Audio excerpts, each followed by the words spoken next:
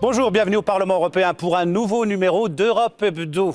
Et l'actualité de la semaine, c'est bien évidemment cette mer Méditerranée, cette Mare Nostrum qui devient de plus en plus un cercueil pour les migrants. Face à la tragédie, l'Europe convoque un sommet extraordinaire. Urgence oblige. En 2015, un migrant meurt toutes les 2 heures en Méditerranée.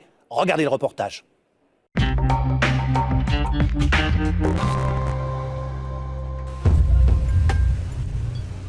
Impressionnante opération de secours, au large de la Grèce cette fois, mais pas seulement. Les informations se suivent et se ressemblent. Des centaines de migrants en perdition, au large de la Libye. Un appel au secours. Le drame de ces naufragés à répétition est bien réel. Celui survenu dans la nuit de samedi 18 au dimanche 19 avril a choqué par son ampleur. 800 morts selon le HCR. Des hommes, des femmes et enfants qui périssent, noyés. La semaine dernière, il y a eu 2 des plus graves naufrages qu'on ait jamais connus. 400 personnes sont mortes et les survivants sont arrivés à Reggio de Calabre mardi matin. Et hier, nous avons appris la nouvelle des 700. Des chiffres qui font froid dans le dos. 35 000 migrants sont arrivés par bateau dans le sud de l'Europe depuis le début de l'année. Et 1600 sont portés disparus. Le problème ici, ce n'est pas le nombre de réfugiés qui arrivent par la mer. L'année dernière, entre janvier et avril, 26 600 migrants sont arrivés. Cette année, ils étaient 22 000 migrants environ. Donc, le flux migratoire est resté le même. Ce qui change, c'est le nombre de morts. L'année dernière, à la même époque, il y en avait 96. Aujourd'hui, il y en a 1600. C'est ça la grande différence. Les candidats à l'exil viennent essentiellement de Libye, de Syrie ou d'Érythrée, des pays en guerre où la situation politique est loin d'être stabilisée. C'est un véritable enfer partout en Libye. À partir du moment où tu es un étranger, le fait que tu sois blanc ou noir n'a pas d'importance. Tu n'es pas un citoyen, tu es en enfer. L'Union européenne est prête à réexaminer la répartition des demandeurs d'asile au sein des 28 et plus seulement au sein des pays du sud de l'Europe. L'Europe qui mise aussi sur la formation d'un gouvernement stable en Libye, principale porte de sortie vers l'Eldorado européen.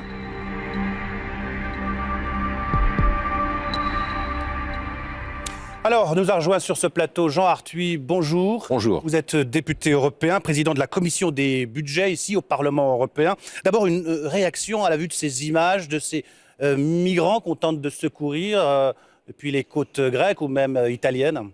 Ce sont des tragédies qui se multiplient.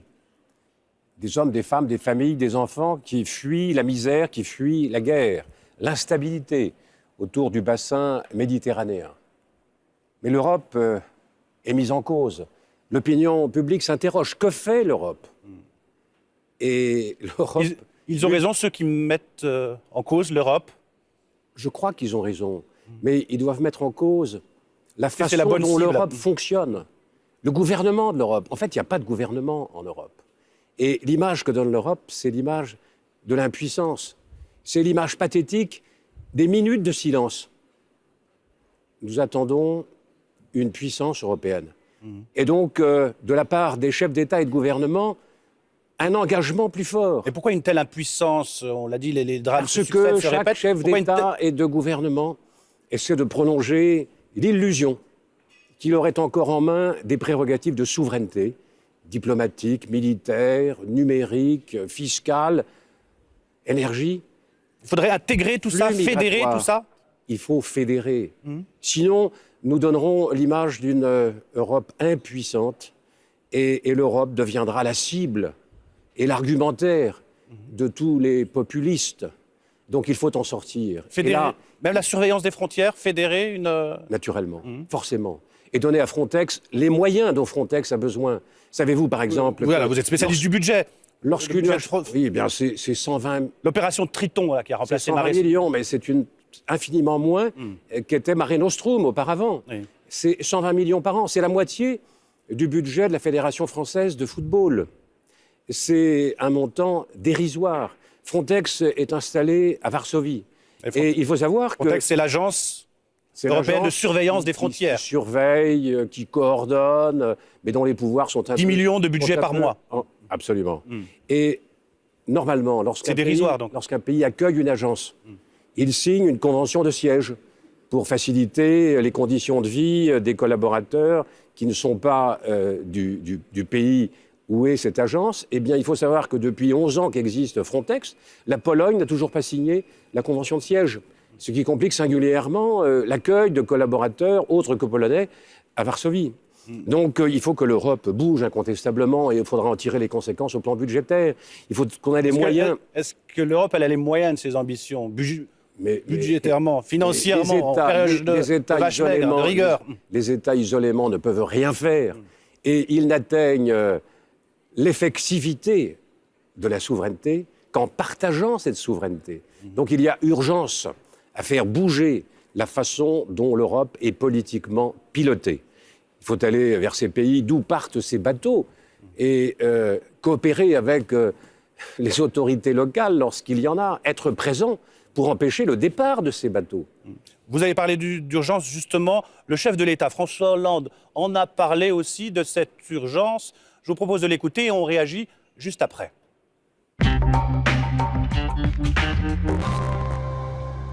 Si nous ne traitons pas les causes mêmes de ce qui produit ces drames, la première, c'est qu'il y a un État, la Libye, qui n'est plus un État, et donc qui ne contrôle rien, voire même qui laisse faire. Il y a aussi des pays qui sont à l'abandon, je pense à l'Érythrée, et avec des réfugiés qui sont de plus en plus nombreux. Je pense aussi à ce qui se produit au Sahel, la France joue son rôle. Donc il nous faut traiter ces causes-là. Et puis, il faut lutter contre le terrorisme. Parce qu'il faut savoir que ceux qui font les trafics, qui mettent des personnes sur des bateaux pourris, des vaisseaux qui sont faits pour disparaître en mer, on en sait davantage maintenant sur ce qui s'est passé sur la Méditerranée. C'est-à-dire avec un bateau où, hélas, les familles étaient enfermées et ne pouvaient pas sortir. Eh bien, ce sont des terroristes. Et en luttant contre ces trafiquants, nous lutterons contre le terrorisme. Et en luttant contre le terrorisme, nous lutterons contre ces trafiquants. Parce qu'ils se financent sur la misère du monde, ils se financent sur la détresse, ils se financent sur la mort. Jean Arthus, ces filières d'immigration clandestine, c'est quelque part du terrorisme, comme le dit le chef de l'État? Oui. Oui. Et si l'on veut lutter efficacement contre le terrorisme, il faut qu'il y ait un pilotage politique, un gouvernement. Ce qui est en cause, c'est la gouvernance de l'Union européenne. J'espère qu'on en tirera les leçons et qu'on trouvera les moyens de travailler ensemble plus étroitement et de mobiliser les moyens nécessaires pour recréer les conditions de fonctionnement normal d'un État dans tous ces pays qui sont en difficulté. Également de mobiliser des moyens appropriés pour le développement de ces pays. Les personnes qui tentent de venir vers l'Europe sont des personnes qui fuient à la fois la guerre et la misère. Et la misère économique. D'accord. Vous êtes aussi donc le président de la commission des budgets ici au Parlement. Je voulais revenir sur cette actualité aussi économique avec vous, le plan Juncker, un plan qui vise à rebooster l'économie dans l'Union européenne. Absolument. 315 milliards d'euros. Qu'est-ce que vous pouvez nous en dire? Il y a un vote en plénière en juin, si je ne m'abuse. Le Parlement a été extrêmement prompt. Il s'est mobilisé largement puisque nous avons eu deux commissions qui ont travaillé conjointement, la commission Econ et la commission des budgets. Nous y avons associé deux autres commissions, TRAN et ITRE, et 9 autres commissions. Au total, 13 commissions du Parlement européen ont travaillé ensemble pour rapidement convenir d'un mécanisme permettant, dès l'été prochain, la mise en œuvre du plan Juncker. Il s'agit de combler ce déficit d'investissement qui affecte l'ensemble de l'Union européenne. Et en stimulant l'investissement là où il peut activer l'économie, susciter la croissance. Politique de relance par l'investissement. C'est pas seulement de la relance, c'est vraiment de l'investissement. C'est de l'investissement d'avenir, c'est de la recherche, c'est des réseaux. C'est quoi concrètement alors pour le Français qui nous écoute? C'est des réseaux de communication, ce sont des laboratoires de recherche qu'on va aider, ce sont des PME auprès desquels la BEI va pouvoir intervenir et le Fonds européen d'investissement. C'est vraiment une mobilisation générale, 315 milliards pour l'investissement, pour la croissance et pour l'emploi. C'est sans précédent. Nous allons entrer en conciliation avec le Conseil. Nous sommes entrés dès ce matin en conciliation avec le Conseil. Et j'ai bon espoir que le 24 juin prochain, le Parlement européen va pouvoir approuver ce mécanisme permettant la mise en œuvre, la mobilisation de ces moyens, de ces capitaux privés, avec des garanties consenties par l'Union européenne et par la Banque européenne d'investissement. C'est, je crois, un message très fort. Il faut que les États membres également appuient cette nécessaire confiance pour que l'Europe reparte de l'avant. Merci Jean-Arthur, on vous sent passionné sur le sujet. Merci d'avoir accepté notre invitation. Tout de suite, place au magazine. Les élections législatives en Grande-Bretagne, c'est pour bientôt, c'est le 7 mai. Un thème principal, l'immigration, comme vous allez le constater dans ce reportage de Rim Benhammer.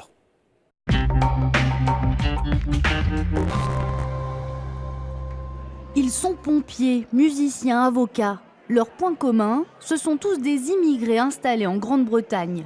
Et ils font partie de la campagne « Je suis un immigrant » lancée par le mouvement contre la xénophobie. 15 migrants ont pris la pause et s'affichent fièrement dans 400 stations de métro et bus à travers tout le pays. Parmi eux, Wendy, une biologiste américaine arrivée il y a 9 ans. Elle dénonce la montée du racisme en Angleterre. Les gens disent des choses horribles, des choses très choquantes, comme « tous les immigrés devraient être renvoyés chez eux ». Mais ici, c'est chez moi. Je n'irai nulle part ailleurs, c'est écœurant. Pour les associations de défense des migrants, il y a donc urgence à agir. Ce projet a vu le jour grâce au financement participatif. En 2 semaines, 44 000 livres collectés. Le timing ne doit rien au hasard. La Grande-Bretagne est en pleine campagne pour les élections législatives de mai. Le moment idéal pour faire passer leur message. Nous Nous ne sommes pas pour l'ouverture totale des frontières. Nous sommes un mouvement responsable, mais nous voulons que les migrants ici soient protégés, respectés, et que ce qu'ils apportent au Royaume-Uni soit valorisé. Donc c'est un message pour tous les partis politiques. Faites attention quand vous mentez sur les immigrés. L'immigration est donc plus que jamais au cœur de la campagne. Après le succès du parti anti-européen et anti-immigration UKIP aux dernières élections européennes, toutes les formations politiques se sont emparées du sujet. Pour Peter Whittle, candidat de UKIP dans cette banlieue du sud de Londres, son parti a simplement libéré la parole. Ce n'est pas une campagne anti-immigrés. C'est juste que le sujet de l'immigration en Angleterre a été exclu du débat public. Les gens avaient peur d'en parler parce qu'ils étaient automatiquement traités de racistes. Est-ce que je peux compter sur votre soutien ? C'est sûr, je voterai pour vous. Leur discours très ferme sur l'immigration séduit. Instaurer des quotas, un système migratoire à point et surtout sortir de l'Europe. Ils sont crédités de 15% d'intention de vote. Dans cette circonscription, Peter Whittle affronte Spencer Drury, le candidat du Parti conservateur. La droite tente de chasser sur les terres de UKIP. À leur tour, les conservateurs proposent un référendum sur l'Europe et durcissent le ton sur l'immigration.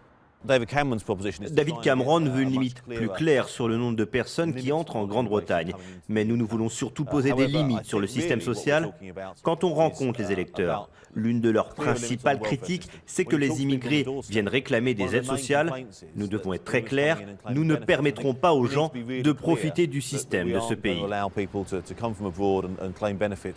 Grande nouveauté de ce scrutin, même les travaillistes font campagne sur ce thème. Ils proposent de renforcer les contrôles migratoires et de limiter l'accès aux prestations sociales à 2 ans pour les migrants. Gareth Thomas, candidat du Labour aux élections, justifie ce revirement. Nous voulons sévir contre l'immigration illégale. Nous voulons un contrôle plus strict de nos frontières pour lutter contre les passeurs. L'immigration est un vrai sujet et nous devons avoir un débat politique sur ce sujet, tout en condamnant les attitudes racistes et xénophobes. Ce scrutin est très serré. Les conservateurs sont crédités de 30%, comme les travaillistes, Aucun n'aurait donc de majorité claire au Parlement et ils devront former une coalition. UKIP pourrait alors entrer en jeu grâce aux alliances et pousser le nouveau gouvernement à durcir sa politique sur l'immigration.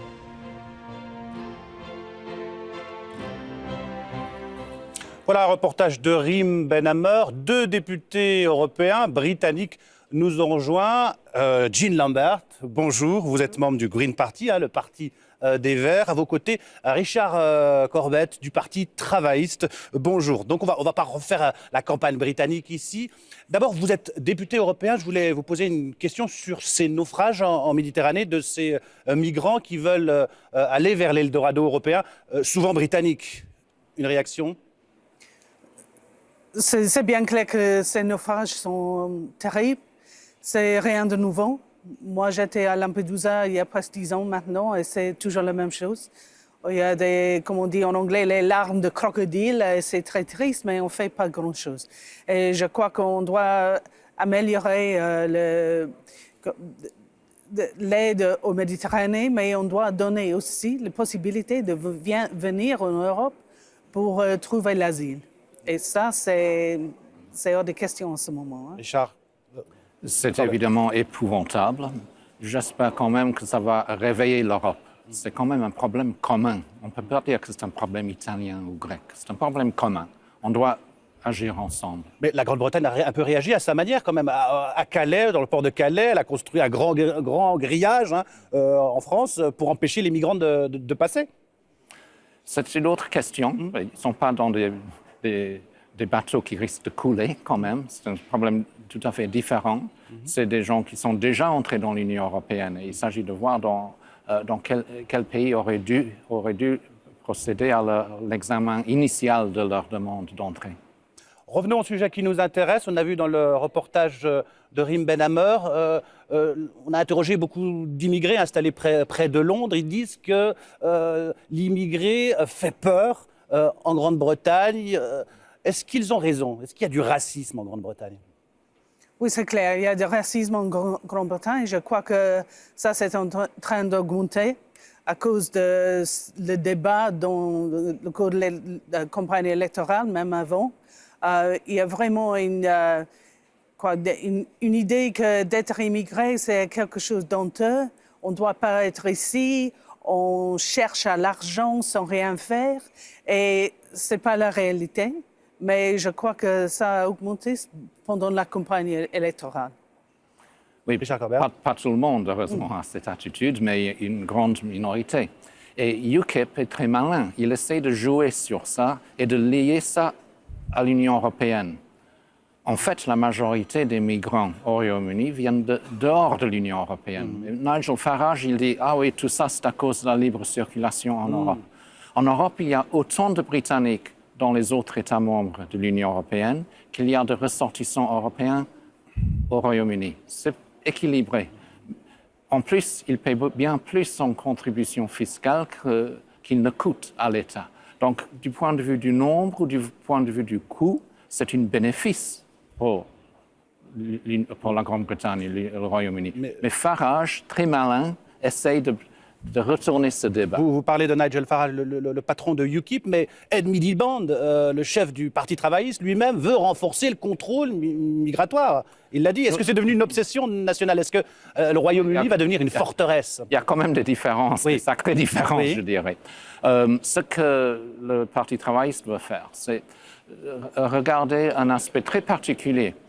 Chez nous, beaucoup de prestations sociales et de santé sont financées par la fiscalité, pas par des contributions. Dans la plupart des pays, il faut d'abord avoir contribué avant de pouvoir bénéficier. Chez nous, ce n'est pas le cas pour toutes les choses chez nous. Et on dit seulement qu'il faudrait que les migrants qui arrivent chez nous attendent et contribuent pour la fiscalité pendant un certain temps avant de pouvoir bénéficier. Autrement, tous les migrants de l'Europe risquent de venir chez nous. Mais ce n'est pas un problème, pas du tout la même chose que veulent les racistes ou UKIP ou ce genre de parti. Alors, la campagne, elle bat à son plein chez les grands, comme le Parti travailliste ou le Parti conservateur. Même chez les petits, votre parti, le Green Party, avec un spot électoral. Votre parti a 1000 paquets. Le spot cartonne dans les réseaux sociaux. Regardez.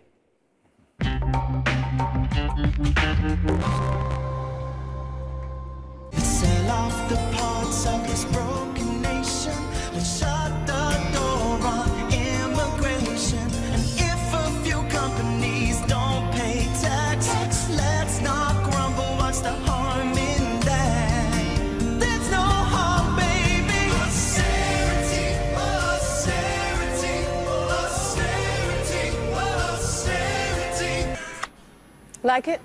It's been number one for about 200 years. But across the country, people are standing up to change the tune.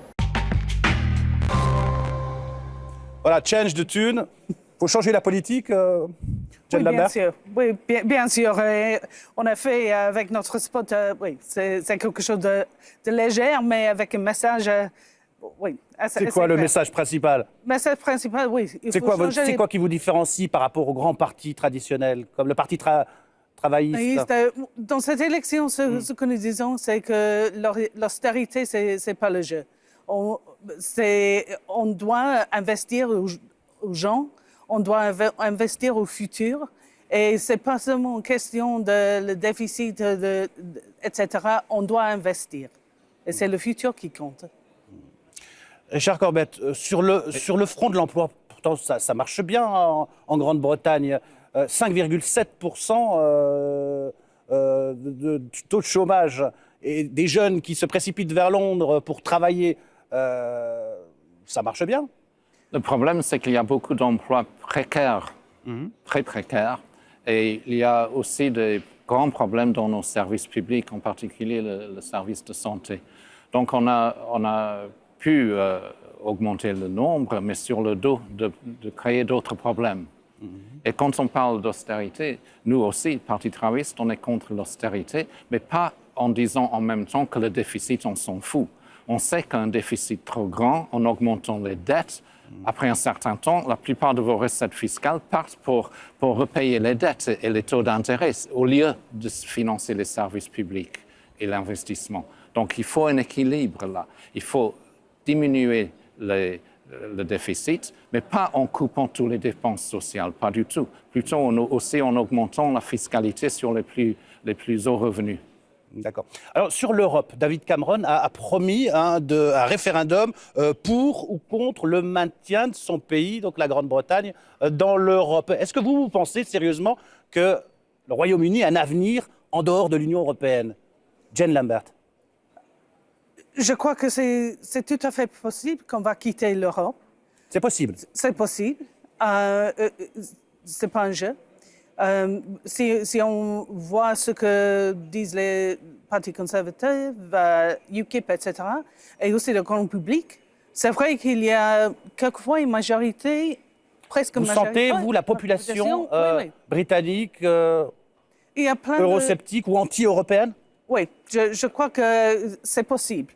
Et c'est aussi possible que si on regarde qui vote dans l'élection, et peut-être aussi dans le référendum, c'est plutôt les gens plus âgés qui sont plutôt contre l'Europe et pas les jeunes qui sont plutôt pour l'Europe. Donc, si on peut faire quelque chose comme dans le référendum en Écosse, par exemple, où il y avait plein de monde qui était allé voter, alors peut-être il y a un autre résultat. Mais c'est tout à fait possible, à mon avis. Richard Corbett, vous êtes effrayant, hein? Aussi pessimiste que... Il y a un risque, mais quand même, ce serait le suicide économique et un désastre politique. Donc j'espère qu'on va quand même se ressaisir. Ce que cherche Cameron, c'est d'unifier son parti qui est très divisé sur l'Europe. Il y a une aile qui veut quitter, une aile qui pense que tout ça, c'est fou. Alors il dit qu'on va voir ça après, on va renégocier et on va faire un référendum. En fait, ce qu'il demande, c'est 2 fois du chantage. Il va d'abord dire aux autres pays européens, changer l'Europe comme ça, où on quitte, et c'est vrai, hein? Ensuite, il va dire aux Britanniques qu'il faut accepter ce nouvel Europe que j'ai négocié ou quitter. Le statu quo ne sera pas sur le bulletin de vote ou une autre série de réformes. Ce sera l'Europe de Cameron, conservateur, ou rien. Et à ce moment-là, il va dire, il faut accepter ce que j'ai négocié parce que quitter, ce serait quand même la folie. On parlait aussi de l'émergence de ce parti UKIP. Est-ce que c'est un parti populiste comme les autres ? Je rappelle à nos téléspectateurs que Nigel Farage ne veut pas faire de groupe ici au Parlement européen avec les élus du Front National. Est-ce que c'est comme les autres ou il y a une différence ? Ils sont très similaires de maints points de vue au Front National. Évidemment, pour des raisons tactiques, ils ne veulent pas s'allier. C'est vrai ici au Parlement européen pour une grande partie des partis d'extrême droite. Ils prétendent tous qu'ils n'ont rien à faire avec les autres. Les autres, c'est les extrémistes, nous, c'est des modérés. Ce n'est pas tellement vrai. Je vous voyais réagir dans le sujet de Rim Ben-Amer quand le candidat du parti UKIP parlait de racisme. Oui, ils ont toujours même chose. Si on parle, ils réclament que si on parle de l'immigration, on est nommé raciste. Non, c'est pas vrai. C'est comme on parle de l'immigration si on est raciste. Et je crois que 2 ou 3 ans avant, c'était clair que ça, c'était le mouvement de UKIP. Maintenant, ça a changé. Et ils ont changé, ils ont changé le tune, changé la chanson, mais ils ont plein de problèmes dans le parti parce qu'il y a vraiment des gens qui sont tout à fait contre l'immigration, qui sont tout à fait contre les immigrés, et il y a des autres qui ne sont pas comme ça.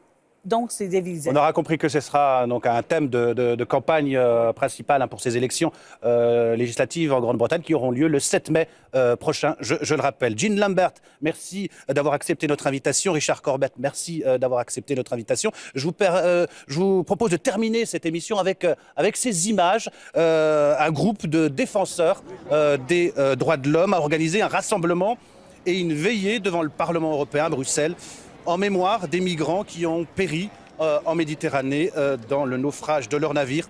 Certains ont apporté des fleurs, d'autres déposé des bateaux en papier sur le sol, tout en appelant à une ouverture des frontières. Voilà, c'est la fin de cette émission. Au nom de tous ceux qui l'ont préparée, je vous remercie de l'avoir suivi. Restez avec nous sur les chaînes parlementaires.